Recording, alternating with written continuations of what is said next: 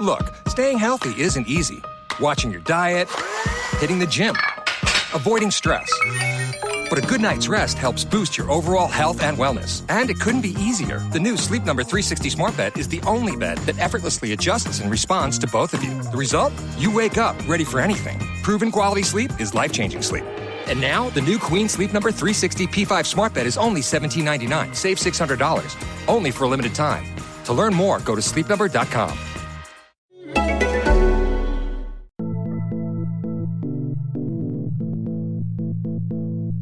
To come out as trans in the current climate introduces a whole bunch of stuff as well that can be very bad for your mental health. And in some respects, it's like taking an enormous bucket of shit and pouring it over your own head in terms of the way that other people talk about trans people and the fear that you get as a result of them. Content warning. This episode discusses suicide, bullying and transphobia, which some listeners might find upsetting. My name is Halina Rafai, and this is the A Sonic Hug podcast. Over the coming months and episodes, you will hear the voices of people from different walks of life who deal, experience and battle mental health issues. I've known Carrie for around 3 years now and have been in awe of her intelligence, presence and contribution to media. It wasn't until we got to know each other better that I found out about her journey and her struggles coming out as a trans woman. In this podcast, she tells us about the effects it has had on her mental health, her family, and dealing with those outside of her close circle. For me, it's really important that everything that she says is taken in, especially how hard it's been for her internally. This is Carrie's story.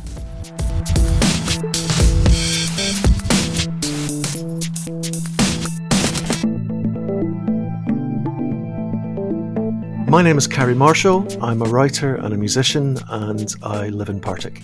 I've had mental health issues for most of my life, but I didn't recognise them as such for quite a long time. I'm transgender, and I knew that I was different from a very, very young age, but I didn't really know why or what was going on. I was bullied quite a lot through secondary school and into my 20s. And I did get referred to see a psychologist when I was in my early 20s, and I didn't tell the psychologist about the weird gender shit that was going on. And because I didn't tell them about that, they basically just said, well, you need to go and make some friends and have a better social life. And it turns out that didn't really solve the problem. So later on, I fell in love, I got married, I became a parent, and I started to feel very, very strong depression, which got worse and worse and worse. And by the time that my second child came along, it was becoming a real problem. So I went on a course of antidepressants, and I thought I was okay. And then the depression came back again and hit me like a freight train. And I started to realize that one of the key drivers of my mental health was that there was this enormous elephant in the room of gender shit. And if I didn't do something about that, then I wasn't going to be able to pull myself out of it. So at the ripe old age of 44, I came out as a trans woman. And that's had an interesting effect on my mental health, because in many ways it feels like an enormous weight was lifted. I ended up on hormone therapy and no longer felt the need to take antidepressants, and that's been the same ever since. I'm not on anything other than hormones at the moment. But to come out as trans in the current climate introduces a whole bunch of stuff as well that can be very bad for your mental health. And in some respects, it's like taking an enormous bucket of shit and pouring it over your own head in terms of the way that other people talk about trans people and the fear that you get as a result of that. I was bullied for being apparently gay and a girl, and it turns out they were absolutely right. It took me a long time to come to that conclusion. I was caught cross-dressing when I was 13. And my friend whose house I was in when it happened, him and all his pals embarked on a campaign of bullying that lasted well into my late 20s. Phone calls in the night, notes to my parents, all this kind of stuff. And it's important to talk about the context of this because, I was born in the early 70s. So I grew up in an era where trans people were not represented at all, with the exception of being the butt of the joke or of being, dangerous fetishists. And I didn't relate to any of that. So there was an astonishing amount of kind of shame involved with that. And, a lot of things are really, really obvious with hindsight. I've spent most of my life trying not to be trans and really fighting that, because for a very long time, I believed that was the worst possible thing that I could be. I didn't date from the age of 16 to 29 because I was convinced that this was going to be a deal breaker for any women. Actively sort of policed my own behavior and my gender expression because I didn't want to give anything away. And probably the best way to describe kind of what it felt is I knew there was something really, really wrong. And it kind of felt like I'd been parachuted behind enemy lines. And if I made one mistake, I was going to be in deep, deep trouble. So I was trying to do this being a guy thing. And I wasn't very good at it. And I found it exceptionally difficult to keep this going every day. And I think ultimately the pressure of that, the pressure of trying to be somebody that I knew that I wasn't, just got more and more pronounced as I got older. And, getting to the point of coming out at 44, I still didn't want to be trans. And when I first came out as non-binary because I was convinced that I could be this kind of David Bowie figure, where I could mix and match from both sides. And it didn't work out like that, because once I started actually getting an opportunity to be me, I realized that I was, pretty binary, that I was a trans woman. But even then, I was still sort of fighting against it. And it's only when I look back at all of this stuff, it's just like, I really wish that I knew then what I knew now, because it would have had such a positive effect on my mental health if I just had a chat with myself and said, this is who you are. There's nothing you can do about it. So let's explore the possibilities, because there are lots of positives to this as well. It's not entirely about trauma and misery and sadness and all this kind of stuff. There's an awful lot of really positive things to being trans as well. I think a lot of times depression manifests itself in kind of roundabout ways. So I knew that I was sort of going through a kind of experiencing the world through a kind of fog. I felt very disconnected. And there was this kind of feeling of dissociation all the time, that somebody else was driving the bus and that I was just a passenger on it. It manifested itself. I was drinking far too much, which of course doesn't really help. And I became very, very busy. That was something that I've always found was a way of sort of fending things off. So I've compared myself before to a shark. If a shark stops swimming, then it sinks.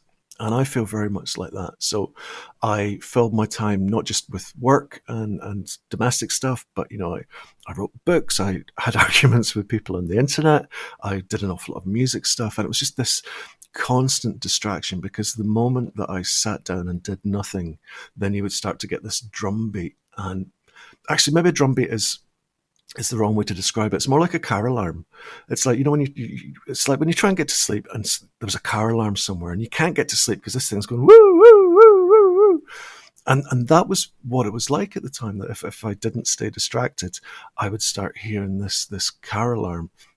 And then that would become all that I could focus on. So I did everything that I could not to be able to hear that. I think there were two moments in particular when I felt I had to face up to things. The first time, which is when I felt that I needed to speak to somebody about my mental health properly as an adult, was I had my then baby boy in the car, and I had a road rage incident with this enormous building of a man in a BMW who beeped at me because I parked like an idiot. And I was sleep deprived and all the rest of it as well. But I was basically, going to go into this guy's car and pull him out, and he would have kicked the absolute shit out of me. And I remember sitting in the car after that and thinking, right, you're really not in control of things anymore. You really need to go and get mental health help here. Which I did, and I went on antidepressants. But I was also referred for counselling, which was an absolute disaster. And I was at the point when I was actively planning to kill myself, and the community mental health nurse that I was seeing would do a questionnaire on an iPad. And one of the questions was, have you made plans to kill yourself since our last meeting? And I would say, yes. And she would say, but have you done it today? And I would say, no. And then she says, well, okay, so we'll just put no then. And it's like, And nobody believes me when I tell them this, but this is absolutely true. She did at one point tell me that what I needed to do was remember that there are brown babies in Africa who have got it much, much worse than me. And that maybe I should think about getting a wee job to meet people. It's like, I want to fucking kill myself. What? This is not helpful. And that sort of emphasized my feelings that help wasn't something that I was going to get elsewhere. So I went back and I was on the antidepressants and then continued on that. And then the depression came back again and it was just as bad. And this is going to sound like really weird, but one of the eye-opening moments for me was Derren Brown, the psychic. He wrote a book called Happy, which is about the history of the human search for happiness. And he talks about the Stoics and all this kind of stuff. And he had a bit in the book that said, if you've got something to come out about, you need to come out because you're seeing the whole world through this filter of your big secret. And it's all you can think about. It's all about, protecting your secret and making sure there's no clues about your secret and never giving away your secret. And you're basically going through the world carrying this bag of rocks around. And he says the reality is that people don't think about you as much as you think they think about you. People don't notice you as much as you think they notice you. People don't talk about you as much as they notice you. And when you become aware of that, you see that everybody else is carrying this bag of rocks around too. And that had a really profound effect on me because it kind of felt like somebody had just set off fireworks in my brain, because I had been dancing around the whole trans thing for many years by this point. I was spending an awful lot of time reading up about trans stuff and looking at before and after transition photographs and starting to imagine that this might be a possibility for me. And it was just this feeling that, I've been carrying this enormous bag of rocks around for as long as I can remember. And maybe I don't need to. And, I'm not minimizing the significance of coming out because, I'm in a situation where I had a family. I had, the nuclear family stuff of 2.4 children and a house in the suburbs and all the rest of it. And I knew that by coming out, I was potentially going to lose all of that and potentially lose all of my friends. And I still had this idea that by coming out as trans, I would be run out of town on a railroad by yokels with burning torches. So I didn't go into this lightly. But at the same time, I kind of felt that this was the only thing that I could do, the only possibility that was left for me, because, you have a narrative at the moment that people decide to become trans on a whim. I took 44 years to come out, and it was because I had ruled out every other possibility. I wasn't a gay man. I wasn't, in gender non-conforming. I wasn't anything else. I was fucking miserable and I wanted to die. And the reason that was happening is because I was trying to fit in a role that I just wasn't capable of doing. And the coming out to do that was astonishing, absolutely astonishing. And the response from all the people I knew at the time was all very, very positive and very astonishing as well. And it kind of changed everything. I told my wife fairly quickly after I decided that I needed to come out. I think it was like a couple of days.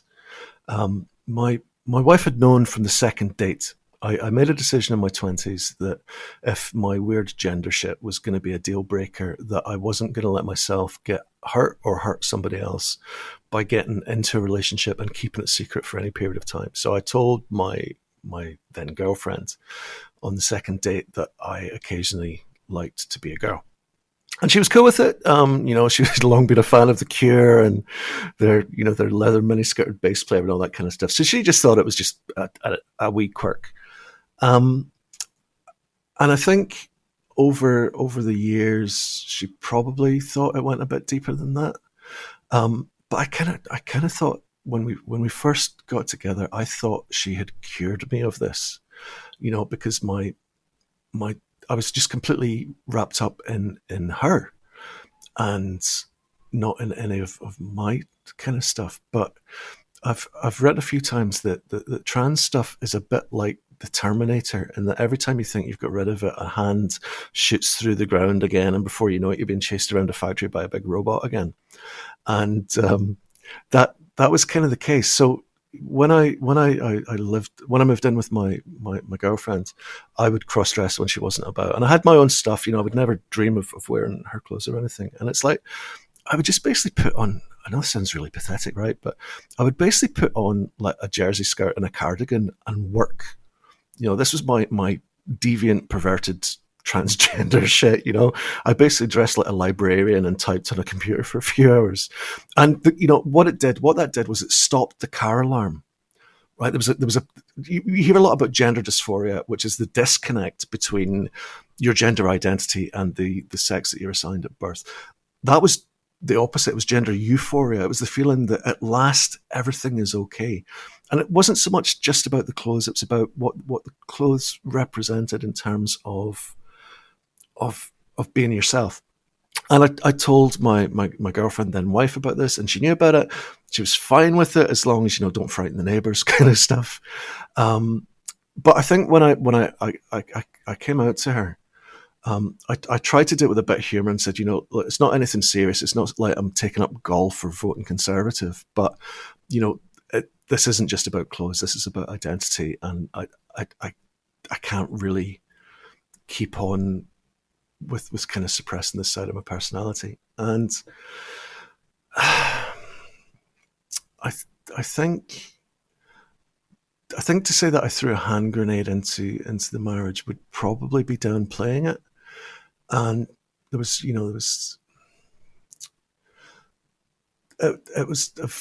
very upsetting time for both of us, because you've got to bear in mind that I had been working up to this for years, and transition is not something that happens just to you. It happens to your loved ones as well.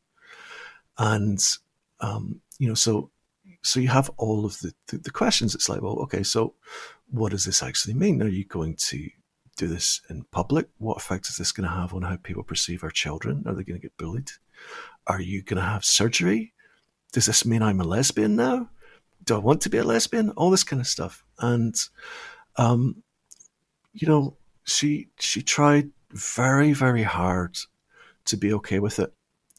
And in the end, she wasn't okay with it, because I didn't want to be the man that she married anymore.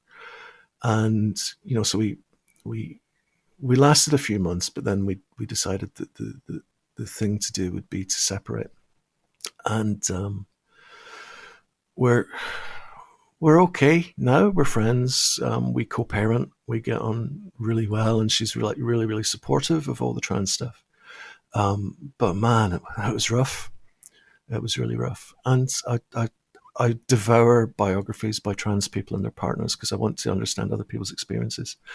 And it's not guaranteed that if you come out, that's the end of your marriage or the end of your relationship. But for an awful lot of people it is, and an awful lot of people have had it much, much worse than I have done with partners that respond very, very badly, and they effectively become bitter enemies, and it's like really, really horrible, and it's bad for the kids and all the rest of it.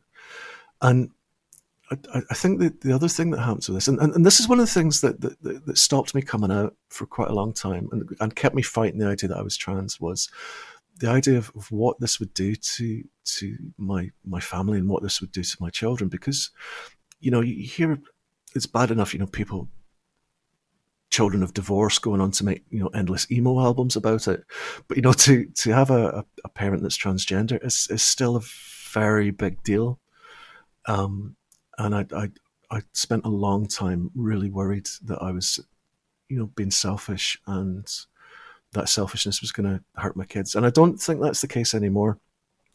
But that was just an extra bag of rocks to carry around while I was going through, separation and divorce, and starting a new life away from all of our mutual friends, and all of the fun that you get when you basically have to start a new life from scratch. My kids have been amazing from pretty much the get-go.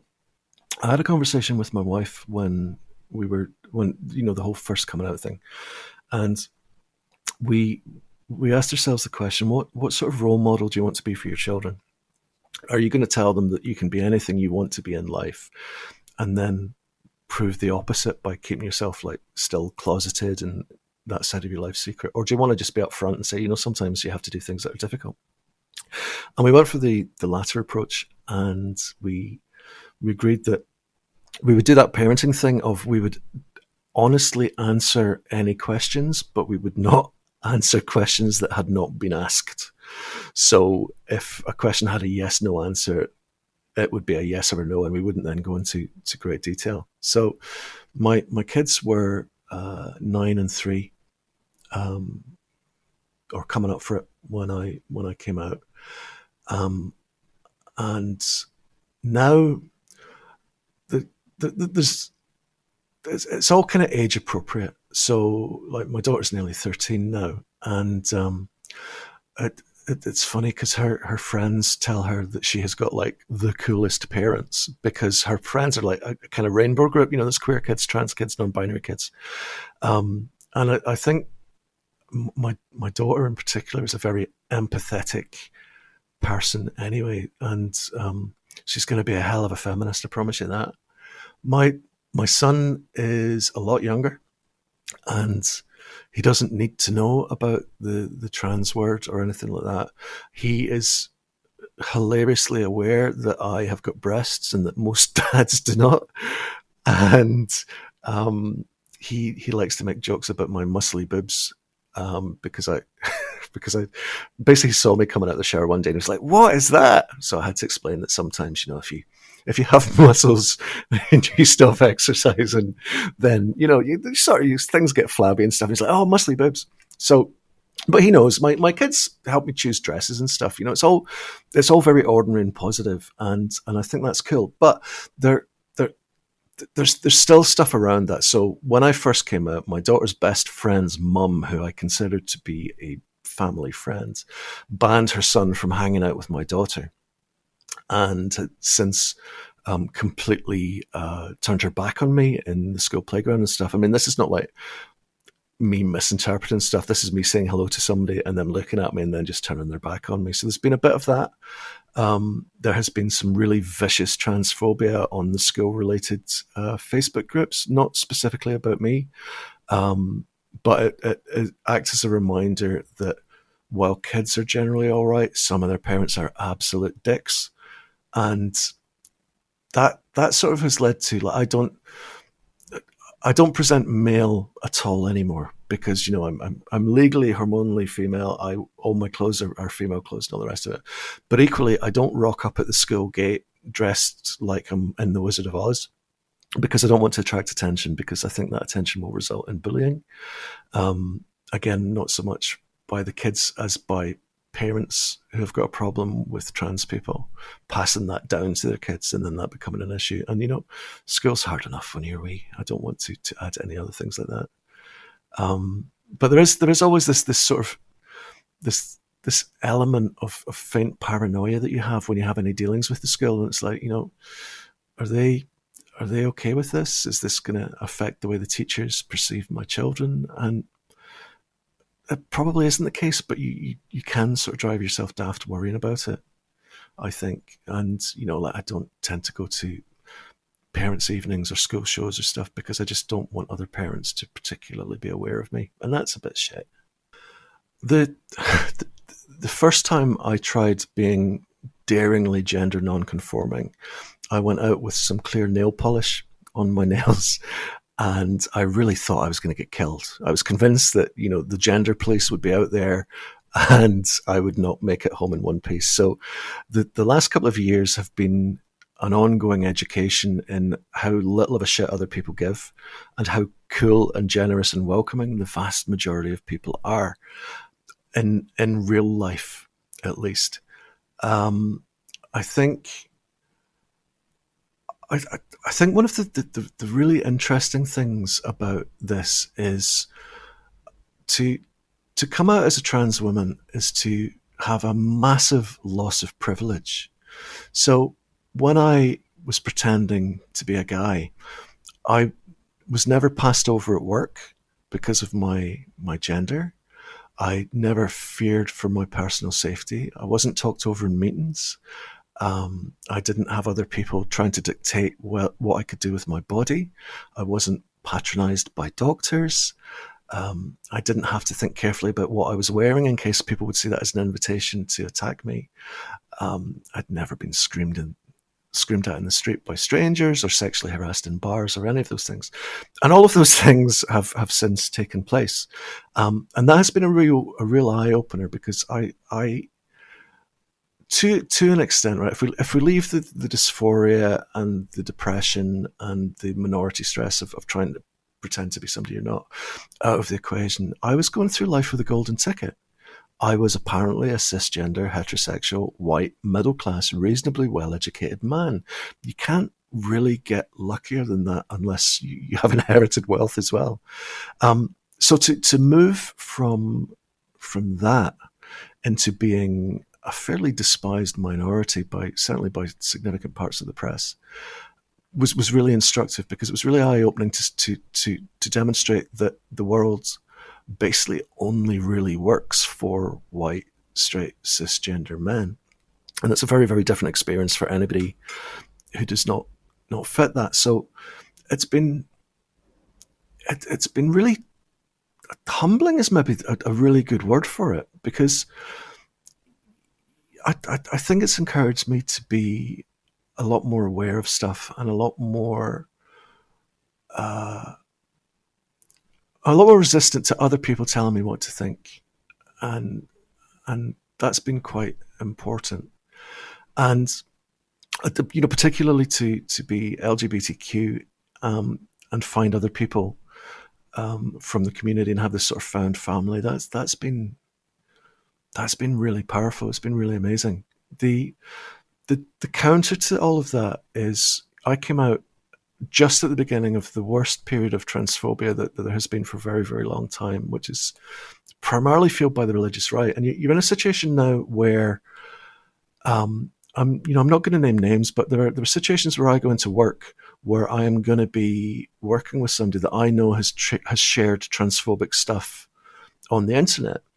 And one of possibly the most frightening thing I have ever done was I volunteer for Scottish Women Inventing Music, which is all about trying to achieve a proper equality throughout the music business, on stage and off.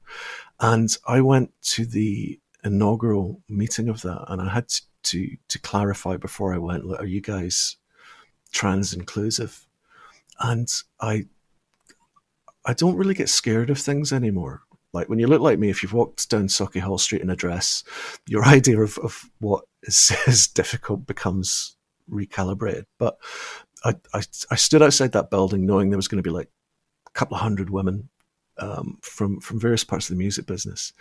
And I was terrified, absolutely terrified, because, what do those people think about trans people? How many of these people are transphobic? Are people going to think that I'm appropriating a space? And I find this happens all the time now, where I have to think about the negative reaction of stuff. So, if I'm doing a podcast, is this going to be inundated with anti-trans people who go, I have to think very, very carefully about the same things that many other women have to think about on social media. What do I share? Am I comfortable with putting images up knowing that they might be misused?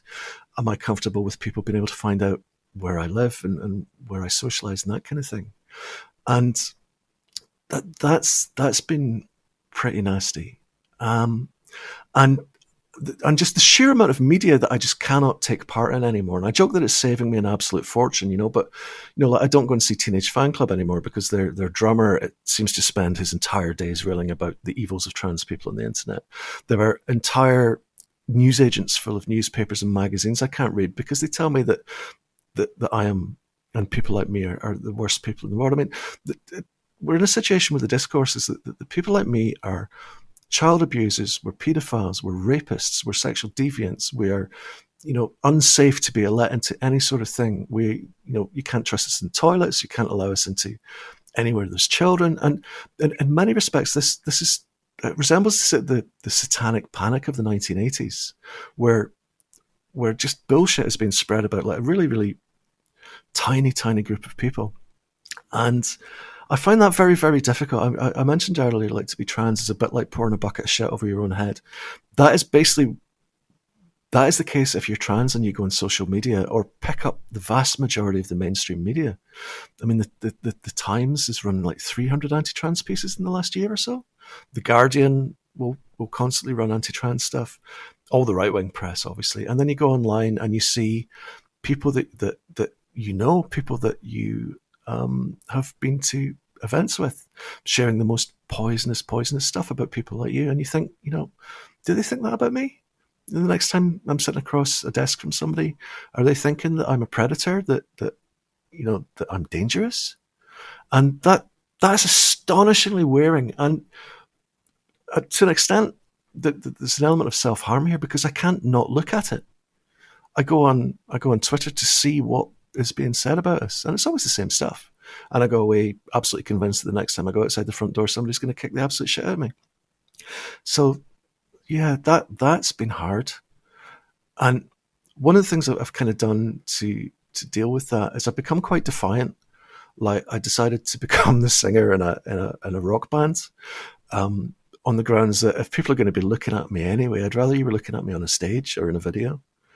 And I kind of joke that I'm now the sassiest 6-footer in the People's Republic of Partick, and sometimes I pretend that I am, and that gives me enough bullshit to power my way out of the flat and across the road and to go and do whatever it is I'm doing. And it's strange though, because it's like everybody looks at you, and there are differences in how people look at you, and it's just constant. You're hyper aware of your surroundings in a way that other people I don't think are. It's really weird. I have good days and bad days. I found lockdown exceptionally difficult because lockdown didn't just put me inside like everybody else, but it also stopped all the progress. So, all gender clinic appointments have been cancelled and remain cancelled.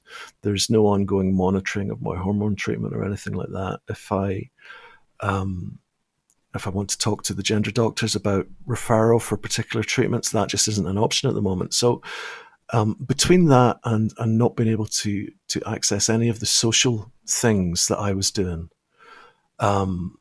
I felt exceptionally isolated and very, very sad. And it was ameliorated because I co-parent, so I had my children with me half of the time. But the days when my children were not here were extremely difficult because, this may sound quite shallow, but I go to the pub to talk to my friends who work there. I do open mic nights as a sort of alternative family because these are people that I've come to know and love, and to be unable to be in those places meant that I've been unable to go through the world as me while still being exposed to all of the hatred on social media. So you don't have that corrective anymore. You don't have that situation where you see that the internet is a cesspool and that there are some very, very hateful people out there, but you then don't have the thing of just hanging out with your pals who are, I've never known you as anybody else, who didn't know the guy that you pretended to be. And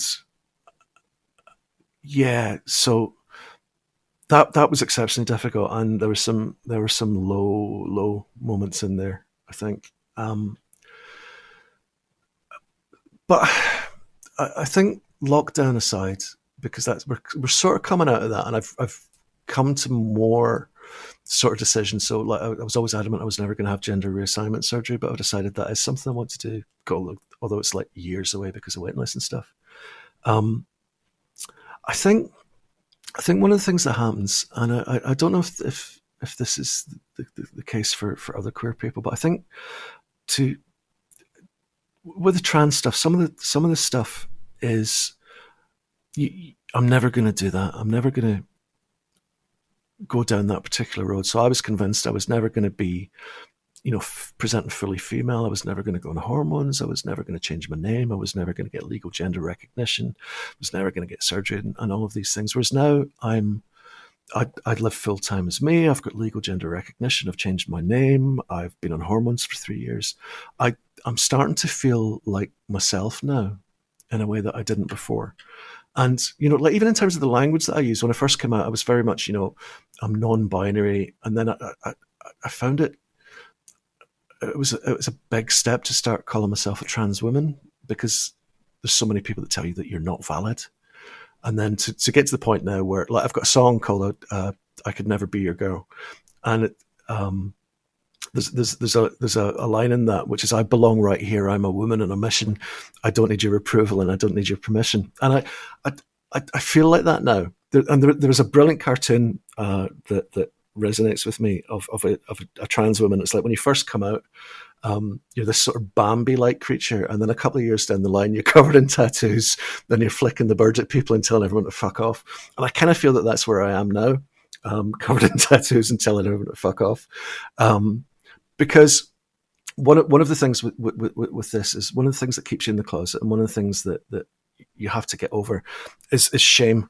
Guilt and shame are the huge things here. That there's something shameful about being, transgender or queer or whatever your particular circumstances happen to be. And there's nothing shameful about it. It's something to be proud of. Trans people are fucking brilliant. And that has been a shift in my mindset that has happened. I don't feel that I need to apologize for myself anymore. I don't feel that there's anything wrong with me any more than, the fact that I've got a touch of ginger in my hair should single me out for anything. It's just part of the variety of who we are. So I wouldn't describe myself as an activist, although, that's basically what any trans person on the internet is called these days. But I kind of feel that I'm not willing to take any shit from people anymore. And that feels very positive. And, I hate to use the empowering word, but it is kind of empowering. It's like, these streets are my streets too. They don't belong just to the people that want to do stage whispers and scowls and all the rest of it. And it's taken a very, very long time to get there, I think. So, I mean, another example of that, I'm going to be performing at a Queer Fringe online thing in a couple of weeks. It's like, bear in mind, like, not many years ago, I was convinced if anybody found out that I was, whatever I was, whether I was trans or whatever, that I would be killed to death. Whereas now it's like, right, queer event on the stage, absolutely, put me on. Can I get paid for this, please? And that's pretty big, isn't it? It's pretty amazing. If I could travel back in time and change things, then I might not have my children, and they're the single most important thing in my life, and I would never ever wish that I'd never had them. But I think that there's a phrase that I like, which is we cannot be what we cannot see.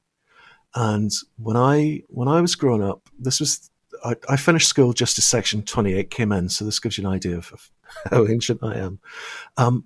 But there was no representation of trans people.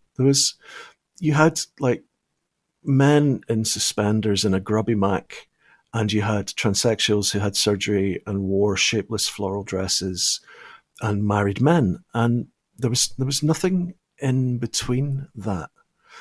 Gender expression was so rigidly policed. And you get David Bowie or some brickies and makeup on top of the pops, but that was different.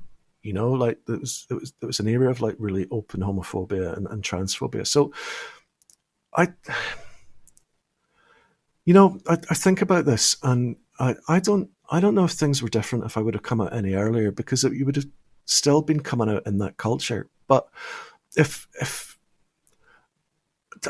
I'll turn this around a bit, and I think what's brilliant now is that kids who felt the way that I felt then are in a situation where they can see the range of possibilities out there, so that they can see that some people are non-binary, they can see that some people are gender non-conforming, they can see that some people will cross gender lines temporarily, some people will be like me and go down the whole hormonal route, and see that all of these things are possible and all of these things are valid, and there's information out there about what all of that actually means, and there's support out there for people. And none of that was there when I was growing up. And I think, the trans women and the trans men who came out back then are the bravest people. I mean, I cannot imagine what they went through, because this was a time when you were expected, for example, if you had a transition, you would be expected to then change your name and go and start a new life somewhere else. Like you were in a witness protection program. And that has changed in our lifetime. And I've been told anecdotally, I mean, people that were looking for transition back then, a lot of it depended on whether the doctor could imagine wanting to shag you afterwards, right? This sort of gatekeeping that was going on. So I think the world that we have now is very, very different and much healthier for trans people and gender non-conforming people and non-binary people. Despite the very vocal backlash to it. And I think it's nice to imagine what the world would have been like if all that was there 40 years ago, but it wasn't. I think the trans kids and non-binary kids coming up in the next generation, that it's just going to be so normal, and there's a wee story that kind of sums this up for me. A couple of months ago, I was in Categoria's bookshop, which is an LGBT bookshop in the south side of Glasgow. It's in Allison Street. It's really good and everybody should go there. And I was in there, and some of my friends were talking to this young woman who like really reminded me of my daughter. And she was like the most astonishing young woman. She was like a firework. She was, that kind of thing where like, 13, 14-year-old women are just like, there's so much that they want to say that their mouth can barely keep up with it. And she was talking about the school that she went to and the LGBT club that they have there. And she was saying, and he comes down and he's gay and she comes along and she's bisexual. That one's trans. That guy's straight. He just comes down for the crack. And it was like just this astonishing enthusiasm about what it's like to be a young queer girl at that school. And I was like, what school is this? This sounds amazing. And I was thinking it was going to be like some like really progressive, kind of, one of these kind of achingly trendy kind of schools that you read about in the papers, but it wasn't. It was the school that I went to. So in the course of one generation, the school has gone from, getting the shit kicked out of you for suspected being gay or suspected being trans to, an LGBT alliance where these kids are absolutely thriving. And that is the most amazing thing. It's the most exciting thing. The thought that the kids coming up now are not going through the things that the previous generation of trans and non-binary people went through. And so that would be my magic wand thing. It would be for the people to back then to experience what kids have got now. And, there's another phrase that I quite like is try and be the person that you needed when you were younger.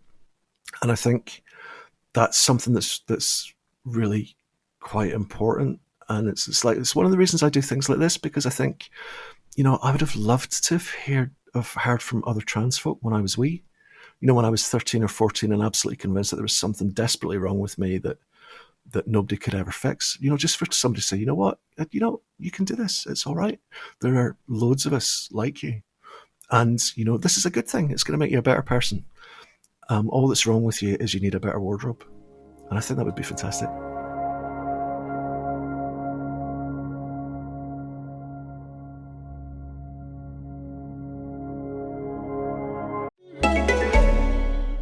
Look, staying healthy isn't easy. Watching your diet, hitting the gym, avoiding stress.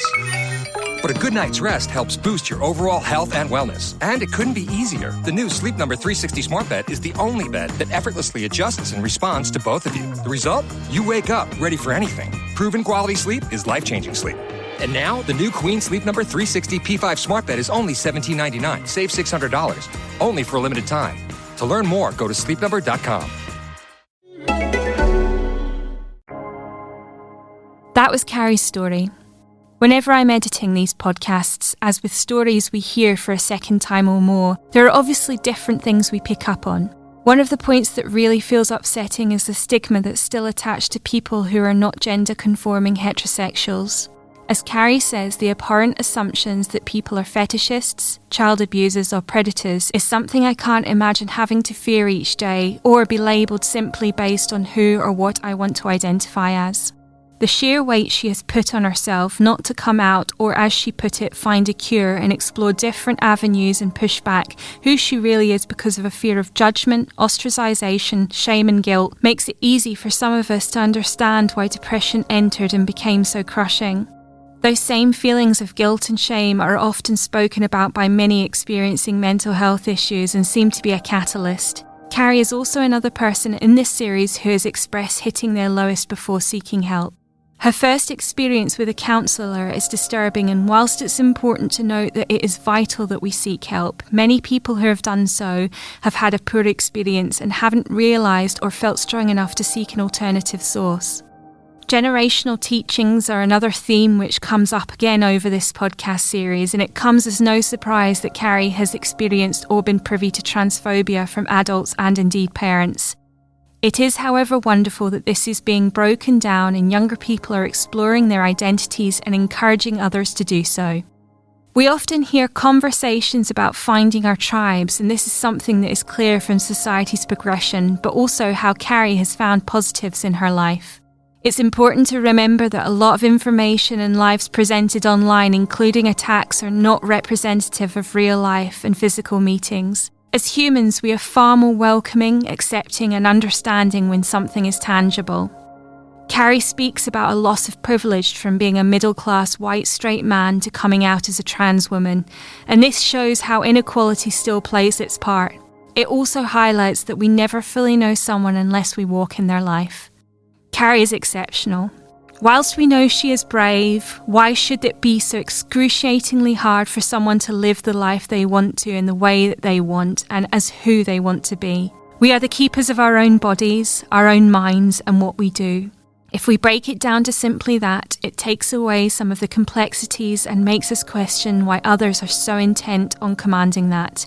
Carrie has lived through what many of us can't comprehend and has done so in such an inspiring way. And as she quotes, "Be the person you needed when you were younger."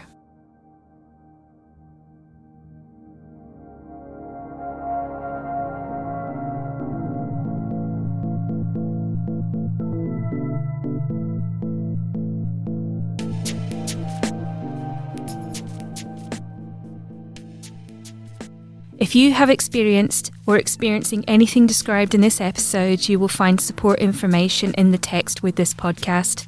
A Sonic Hug podcast is recorded, produced and edited by me, Halina Rafai. We are also part of Scotland's podcasting network, The Big Light. Until next time, deep breaths.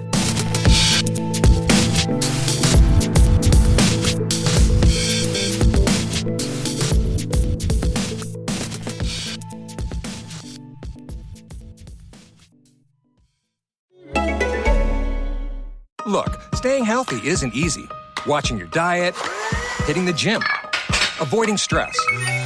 But a good night's rest helps boost your overall health and wellness. And it couldn't be easier. The new Sleep Number 360 Smart Bed is the only bed that effortlessly adjusts and responds to both of you. The result? You wake up ready for anything. Proven quality sleep is life-changing sleep. And now, the new Queen Sleep Number 360 P5 Smart Bed is only $17.99. Save $600. Only for a limited time. To learn more, go to sleepnumber.com.